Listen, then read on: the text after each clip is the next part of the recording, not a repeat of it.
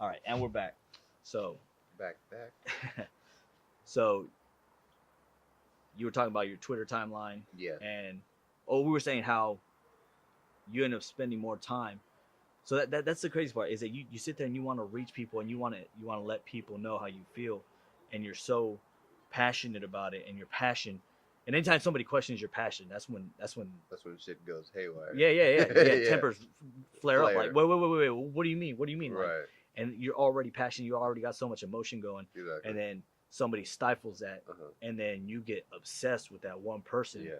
You know, 'Cause not I'm realizing that you're so hell bent on trying to change. yeah, on trying to change them or trying to get through to them, Right. and they need to understand this, and I need to make sure they understand this.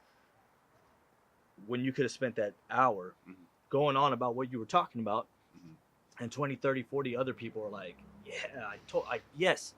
Finally, somebody said it. Right. I'm glad you said it. I'm glad the way you said it. Right. I'm right behind you 100%. You know what I mean? And it's crazy. So now that we're on the topic, I want to talk to you about the T.I. rant that you went on. Yes. Right? Yes. For those of you that might not know what's going on with the whole Gucci, T.I. and all this good stuff. So Gucci's pretty much let it be known that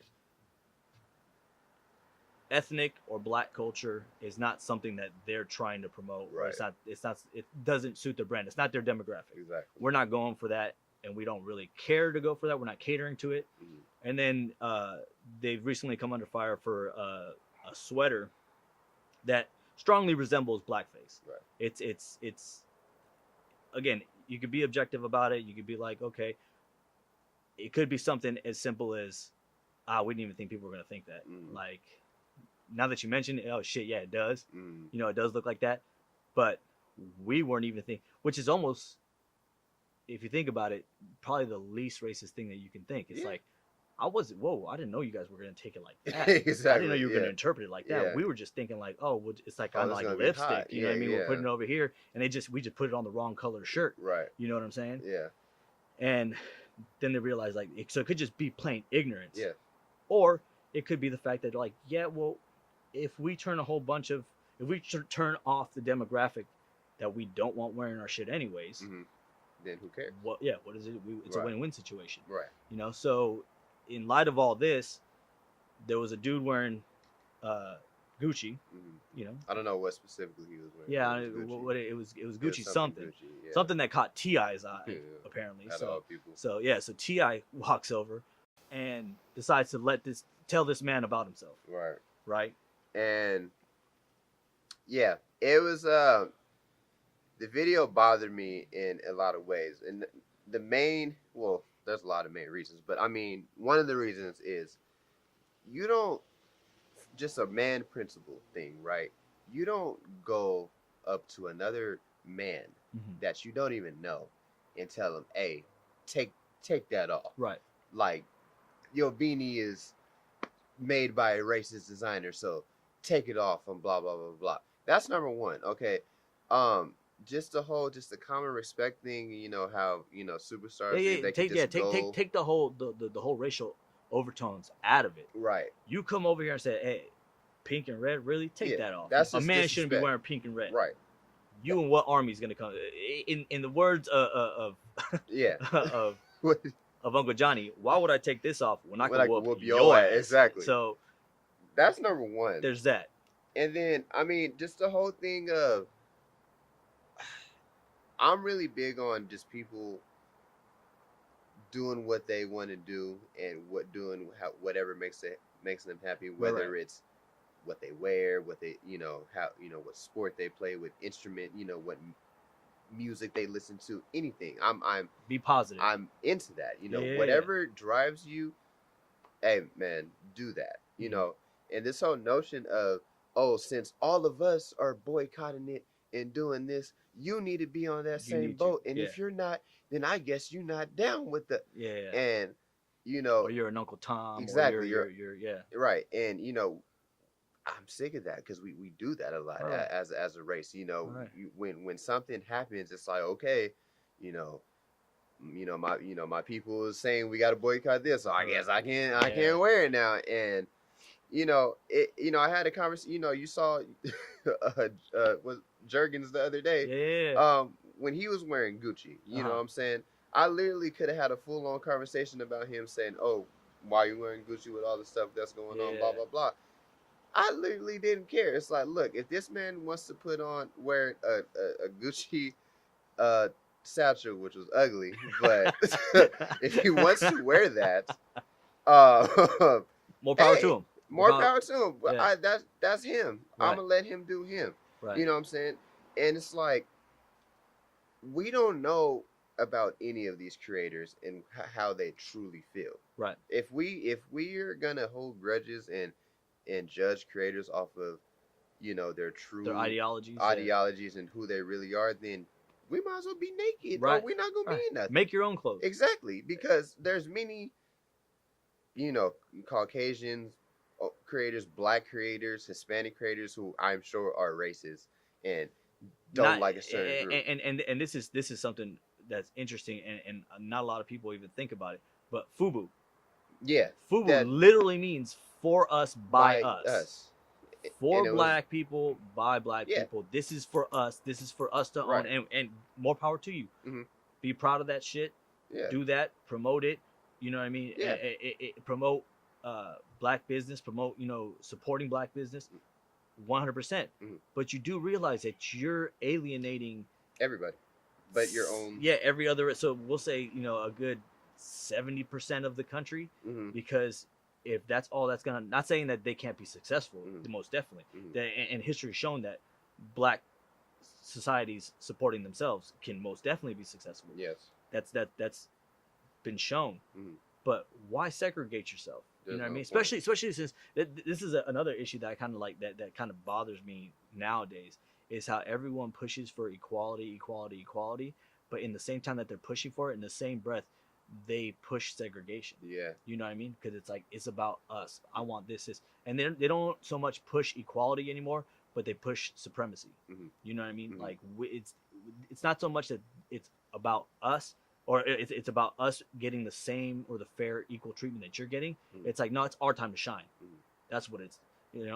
White people have had their time to shine and they've become successful and they've done this. Now men have had their time to shine, and now it's time for women. That whole thing is going nuts. Gays too. and lesbians. Yeah. And again, 100%. I'm 100% for any woman to get equal Right. treatment in Who any wouldn't? aspect. Yeah. Why not? Yeah. And to be honest with you, in I'm sure there's spots in society where it's still male dominated and different things like that, but for the most part, I feel like women have come so far. Come a long way. You know what I mean? Right. In the past 100 years, Right. where it's like, take pride in that. Yeah. Celebrate it. Exactly. Don't fight a fight that doesn't need to be fought Yeah. so much. You know what I mean? Don't alienate the rest of society because you want to now be in the limelight, be in the spotlight. Don't take equality for supremacy. You know Right. what I mean? No, that's And it's frustrating just to see how people, again, because that's what I'm about, is getting your message across. Get your message across. Mm-hmm. I'm 100% for you getting your message across, Mm-hmm. whether I agree with it or don't agree with it. Right. You know what I'm saying? When it comes to things like Kaepernick, Mm-hmm. what he was doing, commendable. Mhm. 100% commendable. Mhm. You want to bring that to light, you want to do it, but when you start seeing that your message isn't getting across, Right. you're not coming on, and it's not because and it's easy to get caught up in the hype of, it's not coming across because I'm a black man. Yeah. That's why. Or it's not coming across because I'm a woman. Yeah. It's not coming across because no. It may just not be coming across because you're sending the message the wrong way. Mm-hmm. You know what I'm saying? Because the first thing he did was sat. Yeah. Well, You take know? a knee. Yeah. No, he sat first. Oh, that's what he did Yeah, first? I at didn't first know he that. sat, Oh, okay. and that didn't sit well with me. Uh-huh. Even though I'm kind of thinking like, well, I mean, Yeah. Pledge of Allegiance and the national anthem, it's like it's Well, see, it's an indoctrination, so it's really kind of like, it is what it is. it's But when funny. he sat, it was just kind of like, well, what are you trying to say? Yeah. Are you disrespecting the country, or are you just trying to make a point? Right. And then when he took a knee, because he said he talked to the military, and he said it would be more respectful if you took a knee. Uh-huh. He talked to some dude from the military, and when he took a knee, I said, okay, I can see that. Yeah. When you see a player hurt Exactly. and you try to show love, and you're on the opposing team, what do? You take a knee. You're Right. saying this is serious. This is more serious than the game right now. Right. we're going to take a knee. We're going to stop what we're doing. Right. You know what I'm saying? And I didn't have a problem with it. Not to mention the fact that this is a free country and we have the right to do that. Yeah. You know what I mean? We fight for the right to do that. Exactly. People fight for our right to freedom of speech, for freedom of speech, for the expression, even though I may not agree with it 100%. Right. Even if I don't agree with it at all. Right. You have that right. Mm-hmm. I have no right to tell you don't have that right. Mm-hmm. You get what I'm saying? Mm-hmm. I'm sorry, I didn't mean to cut you off. Go ahead. No. You kind of touched on it. It's like, you know, when you first start doing it, you know, it as a black man, it rubbed me the wrong way because I'm like, you know, why is he?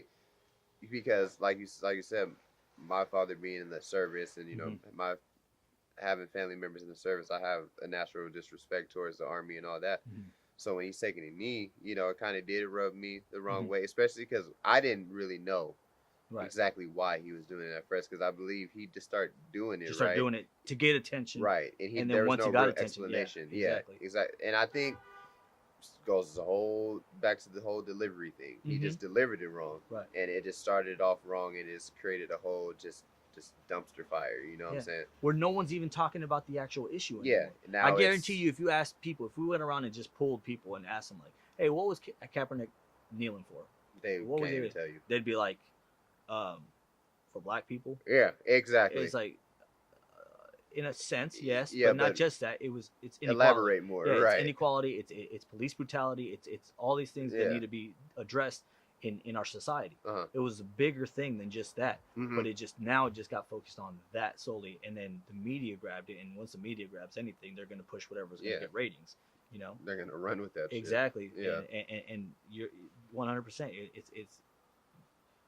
It needs to be, the message needs to be delivered in a way where you're inclusive, not alienating people. The more you alienate people, you lose more than you win. Right. You know what I'm saying?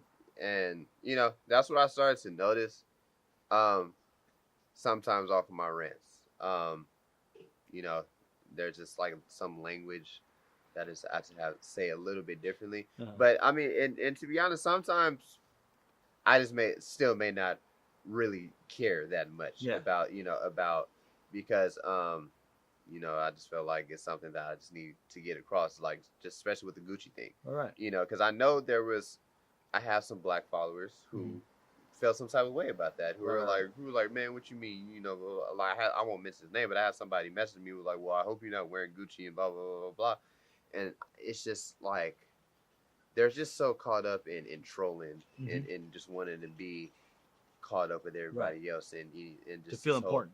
Feel important by engaging you on something. Right, and just being a part of a movement that they truly like nobody truly knows like about the Gucci blackface still. Like nothing has really still came out. Because they won't. It's like what we'll let you guys make of it what you want to. And that's what we always do. Yeah.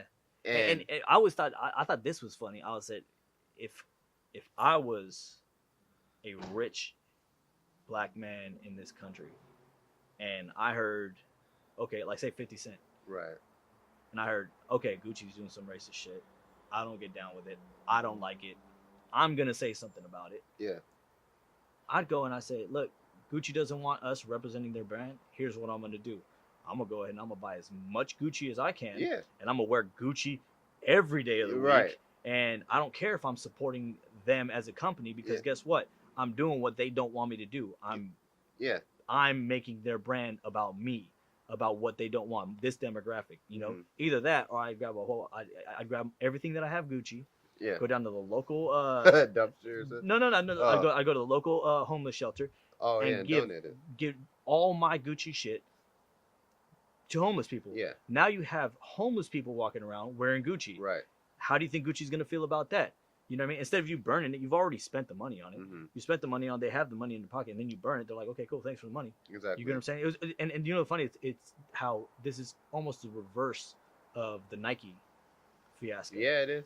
You know what I'm saying? Yeah. Where people were up in arms about Nike. I'm never wearing. They're cutting Nike off their shit, and they're throwing their Nike shoes away and all this shit. You saw that? And it's like. You spent the money, by the way. Yeah, you spent the money. Nike has your money. You doing that, you burning your shit doesn't make any difference. Exactly. You know what I mean? You're making a statement, but the statement is kind of a moot point at this point. It's you know falling on deaf ears. Yeah, really. You know, now if you were to do something like give your clothes to a cause that is actually beneficial to something, and it still gets your message across where this is what I think of them.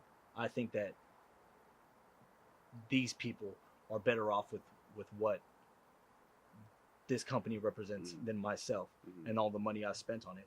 That makes a bolder statement than a lot of the stuff that we do. It does. It makes a bolder statement than me going to another black man and saying, "Hey, take that shit off." Yeah. You know what I'm saying? Right. Because now it's like, okay, wait, so that's what your whole thing is. Yeah. So everything that you do to counteract Gucci now, I gotta do. Right. No, you look at it in a way where you're like, I don't fuck with you.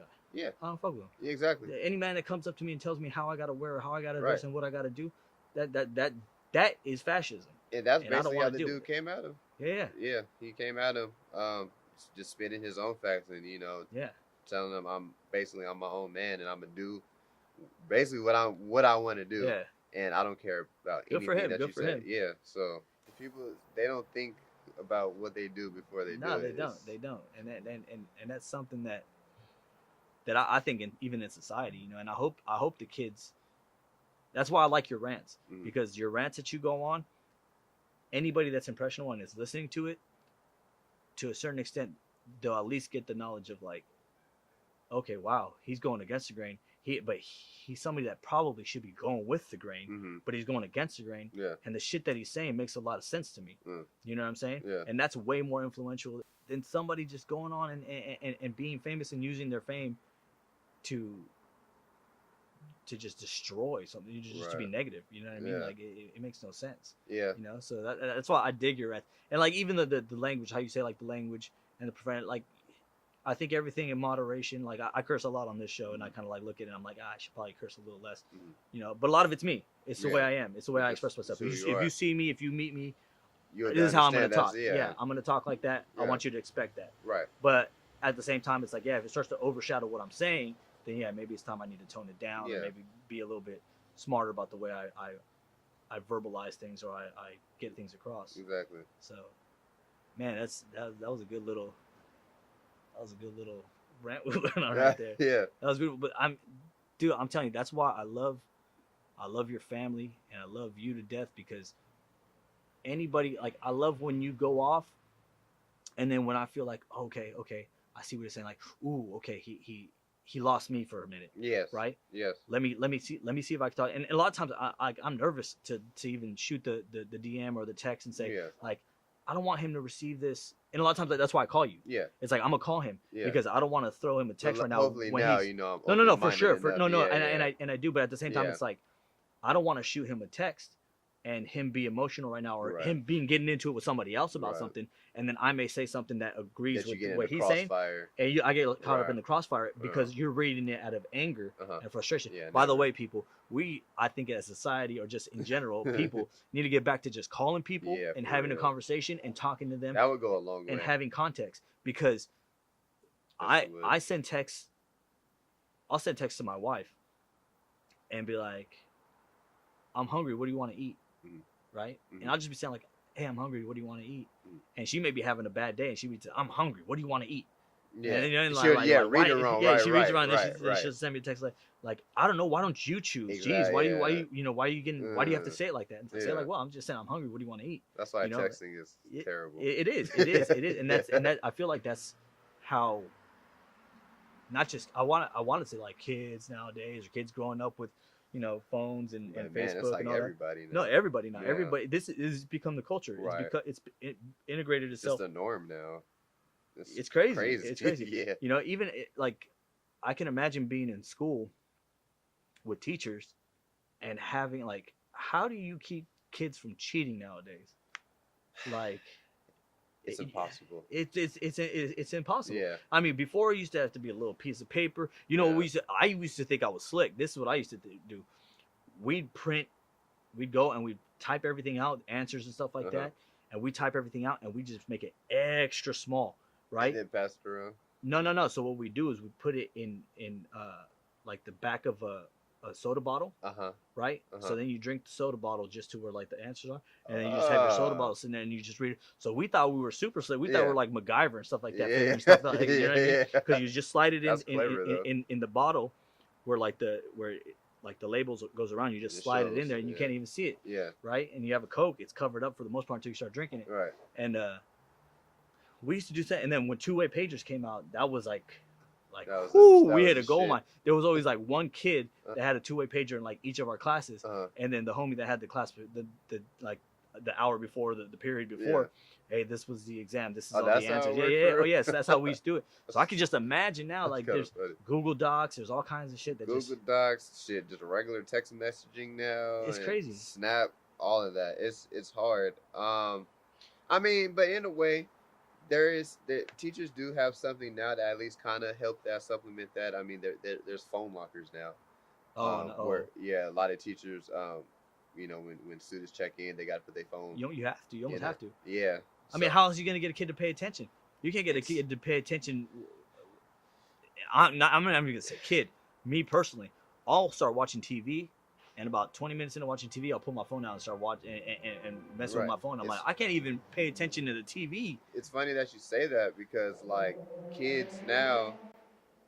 So the old school type lectures that we went through and stuff, those don't exist anymore. Yeah. Because even for me, being a college student, the minute that you could lecture a student for about 10, 15, 20 minutes, after that, they're not listening no more.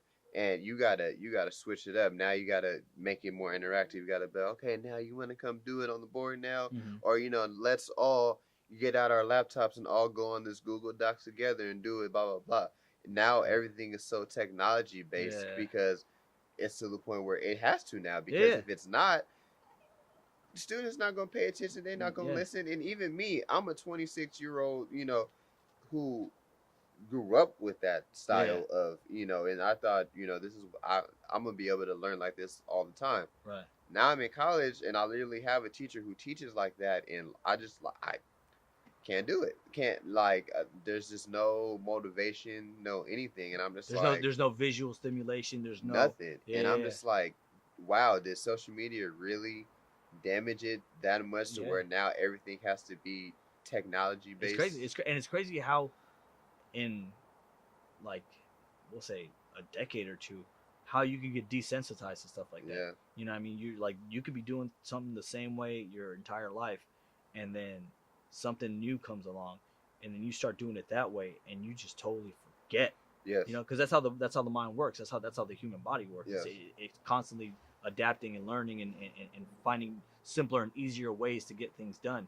And now with technology superseding that now, it's not even catching up. It's superseding that now. To the man, we got cars driving themselves. Right. That shit is crazy. It's unbelievable. And yeah, it's just, it does make teaching easy though too. Right. Because you're able to compete with what's going on outside of the classroom. And it's better too, getting the kids more involved throughout, throughout the classes, throughout the periods. It's just those years of adapting to right. it. That's got to be difficult. Yeah. I just trip out on man, with the way things are now, I would have cheated my ass. I would have been a straight A student. I would have valedictorian of my class if I would have had the. There's many ways to cheat now. Yeah. No. Yeah. There's too many ways. I used to love it because my teachers would tell me that's cheating, right? And I was like, that's not really cheating. I'm just using all my resources. To get by. I'm just using all my resources. I was like, I'm just using them in a more clever way than the rest of the kids here. I was like, really, you should be commending me. Yeah. You know what I'm saying? Yeah. But yeah, they didn't play that shit. I didn't up in detention and all that shit. Well, Steven, I love you, brother. Thank you for coming on. We got almost like an hour of content here. This is amazing. Yeah. And I'm definitely gonna have you. I'm gonna have Alonzo on soon too. Hopefully, if he can ever make it down. I know he's extremely busy, but I love you to death, brother. Love you thank you for coming. Anytime you need me, I'll be back for sure. For sure. So thank you guys for all tuning in. Thank you, Steven, and I'll see you guys next time. Shoots.